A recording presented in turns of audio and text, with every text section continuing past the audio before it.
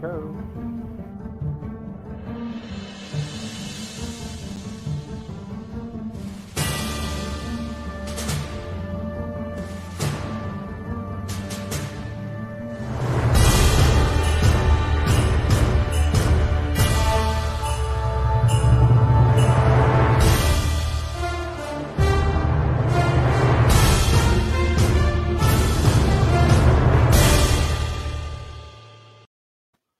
Hello and good afternoon, everybody. And everybody who's listening on the radio, welcome. And thank you very much for joining us on. I've just been looking at our videos today.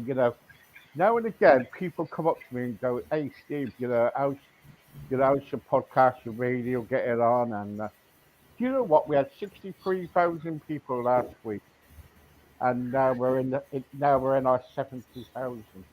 Thank you, folks. Thank you. Really, really do. Thank you. Anyway, we've got our one of our guests back again, and what can we call you? Can we call you Karen? Yes, caron is fine. Brilliant. Karen, tell everybody about yourself. I know you've been on before. Yes, Steve. So I'll just remind you that, first of all, I'm from Trinidad and Tobago, the Republic of Trinidad and Tobago in the West Indies. And I am a former teacher, chemistry teacher, but I'm still an educator. I'm also an author. I have a not-for-profit organization called Project Rare that advocates for peace. And that came about because of me surviving an incident of gun violence in which I was shot in my face, chest, and shoulders during an attempted robbery back in 2013 in Trinidad, pretty close to my home.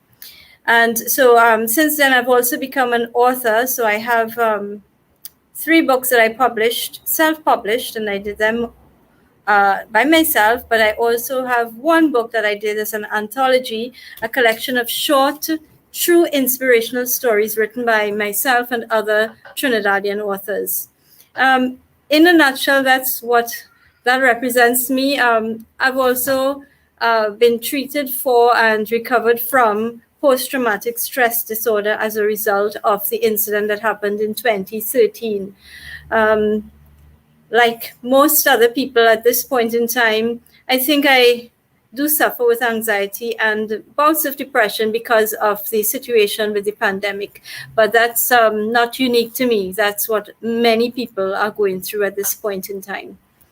Although in some places, I guess you all are opening back up, we are very, very slow here in Trinidad. So Right. that's about it for now, Steve. Well done. Well done. Because let's go through your books, right? So you've got From Lion to Lamb. Yeah. Yes. So From Okay. Lion to Lamb, A Spiritual Journey, Yeah. that was the first book in my journey as an author. Well, to be quite honest, it was not my first attempt at being an author. A couple of years prior to that, I started to write an educational book for teachers, and it was a book on clinical supervision. I completed the book, but I never published it. And later on, I collaborated with 3 other chemistry teachers, and we started to write a book of solutions to questions. That also never got to fruition. But then in 2014, as a result of the incident of having been shot and all that went along with it, I wrote that book, From Lion to Lamb, A Spiritual Journey. And that book more or less walks the reader through what happens to someone from the time that an incident, one act of gun violence takes place, and it takes them through the whole process of treatment in the emergency room to healing, to depression and its treatments, and how it affected not just the individual, the primary victim, but how it also affected secondary victims and even those beyond. So, for example, how it affected my family, how it affected friends, how it affected my students at the time, as well as colleagues, and by extension, my community, and even our society, because, I mean, gun violence is not limited to where I live or in Trinidad, but it's a national, a global. It's a global occurrence that it's really getting, or it's, I shouldn't say getting, it's already out of hand in some places. And so that book takes us through that journey. And in writing that book, it really happened in a strange sort of way because I couldn't speak for the first couple weeks or months when the incident took place. So what I used to do is I used to write to communicate to people and write to get my thoughts out because, you know, sometimes you just need to say things out. And I couldn't say it out. So I used to write it to get things. And I saw it as removing all this clutter from my head and putting it down, making it real, putting it down on paper. And for a while, I kept some of the things, but some of the things I had to destroy because of the nature of what I had written down. And, you know, I always say, and I've read it many other places since, that, you know, the paper, it's there, it listens without interrupting, it doesn't judge what I've written. Right. And, you know, and it's a way of just getting things out, and I can destroy it when I want. Yeah, yeah. And what I like about it is it's all about faith and submission. You know, you know because part of because you believe in God, don't you? I do, Steve. I Yeah, know many people don't, but that's my belief. yeah, yeah, yeah. And also when I was having a look earlier, you read another book. I think it was about bounce back. Yes, yes. So, you know, From Lion to Lamb was all about the recovery process and drawing from different aspects of my life. And after having gone through that process of writing that book and going through all the healing, and out of that book, I started doing inspirational speaking to various groups. And a couple of years down the line, I look back and I said, you know, I've come a long way. I've come away from just lying on a bed, unable to do anything for myself, totally dependent on everybody else, even to do something as simple as eating, to where I was in 2016, I think it would have been. By 2016, I was up and about. I was redefining myself because I was no longer a teacher in the public school system. And I felt that I had come a pretty long way. And I thought it was time to share with people some of the steps that I took to overcome that dreadful setback in my life. And so this book, Bounce Back Better, was penned. What I did was I sat and I brainstormed and I thought about all the different ways and things that I did to help me to recover from that incident. And I got all these different points. I got 10 points, and that's where, I got each chapter based on those 10 points. And when I was finished with the whole draft, Steve, then I sat down and I realized, I missed one of the most important ones, which was reflection. And that's why that particular book, it's called Bounce Back Better, 10 plus 1 key steps, 10 plus 1. So I added on that last one for building resilience. And you know what was really striking with this book, Steve, was that in writing out the steps, when I put the first letter for each step in order, it spelled out game shifter. And I found that was really powerful because, many people banter around the word game changer, the term. And game changer implies you just flip a switch and things are going to change. But game shifter tells you, well, there's hope. You can shift just by making small changes on a daily basis. You can shift from where you are to where you would like to be.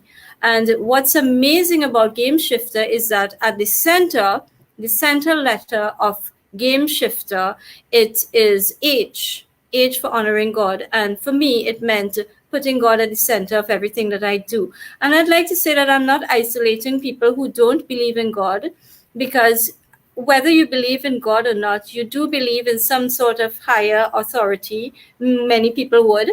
And so it's relating to that. Whatever is your choice, this is what you're going to make the center of everything that you do. And I see that you have the next one up there, and this one, Hot Cocoa on a Rainy Day. I'm so proud of this book.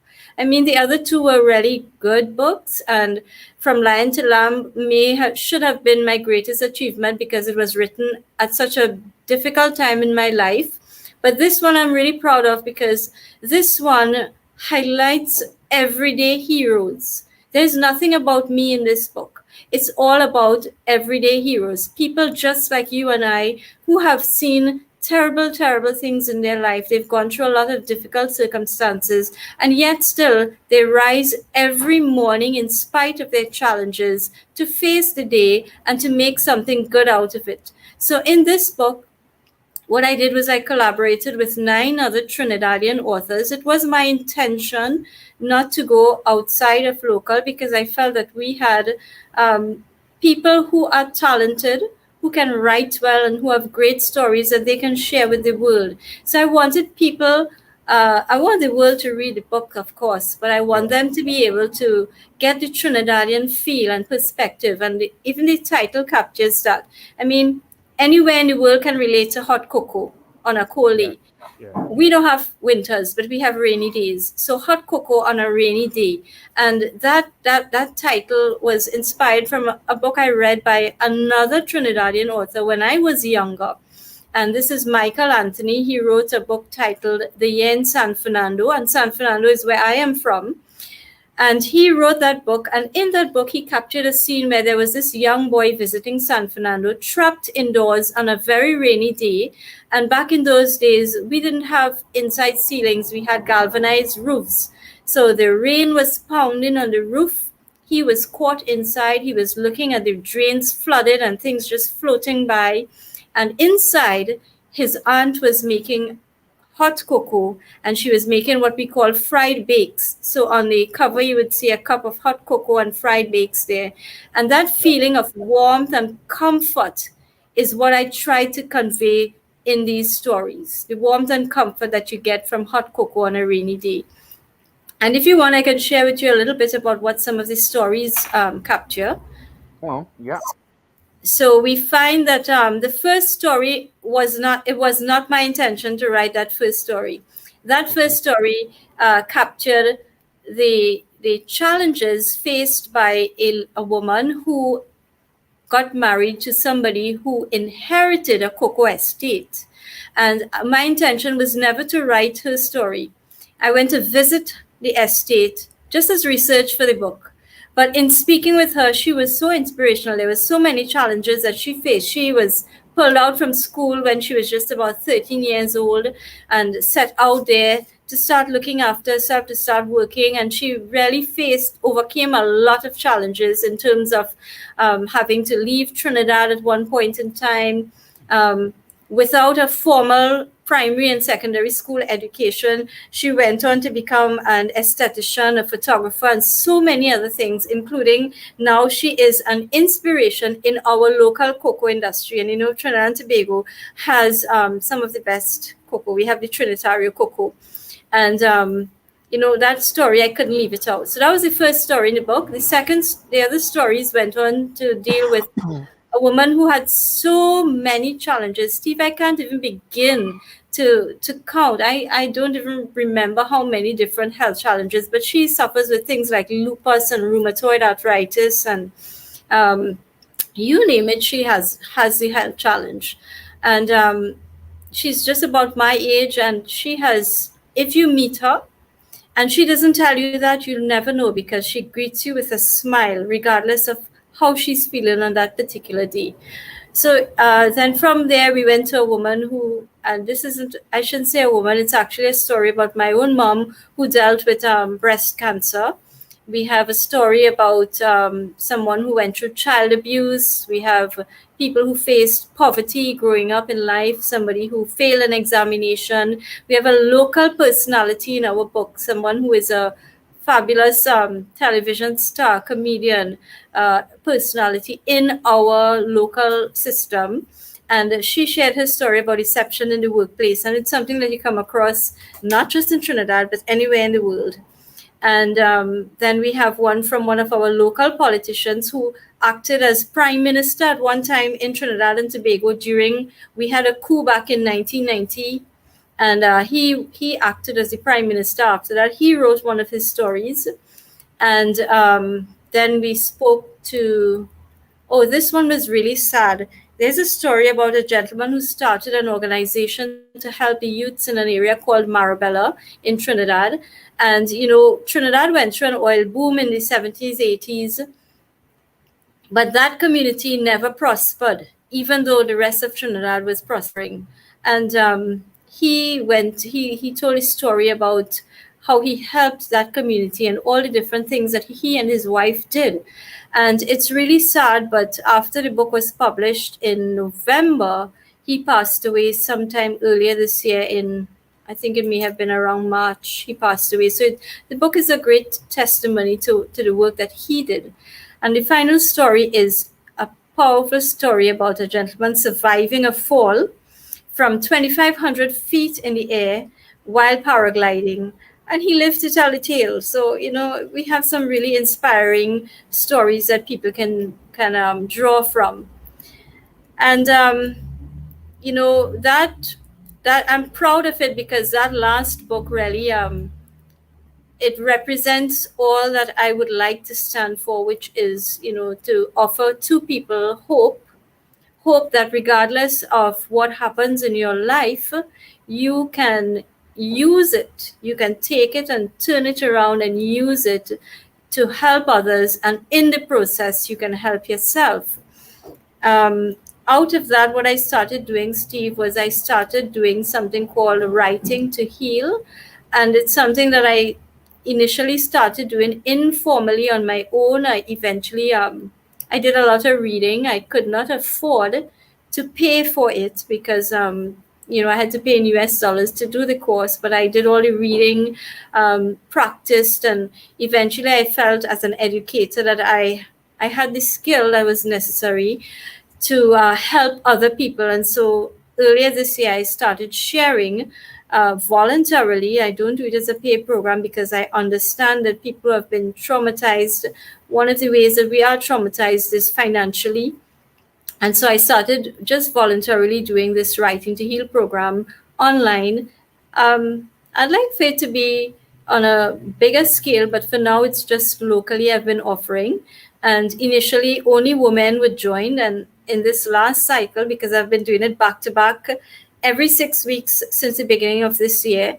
And in this last cycle, I got two gentlemen joining in, and I was really happy for that because it's good to see that the men now, they are looking to empower themselves, and they are recognizing that they need help, and they're not afraid or embarrassed or ashamed to reach out because there is no shame in reaching out for help. In fact, I think I mentioned this to you before. I see it as displaying great strength, not just physically, but strength in terms of your character when you can accept what challenges you are facing and accept that you are unable to manage it on your own, and that you're willing to reach out and to ask somebody else for assistance. And even if it's not professionally as yet, but eventually, if you do need a professional help, it's not a weak person who can seek professional help. It takes a very strong person to do that. So that's it in a nutshell for the books, Steve. Yeah. I'll tell you what. Thank you for sharing. That's been really good about your books. My book came out the other day, and it's on Amazon, and that's about kind of like when I was suicidal and from when I was small and what up to now, and so um, and it's called "There's More to Life Than This." So everybody, make sure you go out and get it and give it a good read because it's a really good read, and it's about when I was suicidal and other things and coming up. And yeah, it's really good and it's doing quite well. So I'm quite pleased. But thank you very much, Karen. That was really good chat. And thank you for telling me about your books and everything. And I wish you wish you the best of luck with all your books, and that Thank you. people will read it and understand. Thank you very much, Steve. And I have to congratulate you. I should have done that at the beginning. I want to congratulate you on your book, and I think it's really magnificent that you, especially as a man, can come out and speak about something like that. I think your book is going to be offering a lot of hope to a lot of people, and I hope that your book also spreads, like wildfire across the globe. Thank you so much, and please share it and get a copy. Yes, I will make sure I get a copy, and I will try to share it on my pages as well. Not that Thank I you, have as much following as you do, but I will try in my own small way. thank you so much, and bless you. Thank you, thank you. Yes. Okay, thank you very much, Karen, Thank, and thank you, Steve. bye bye for now. Bye.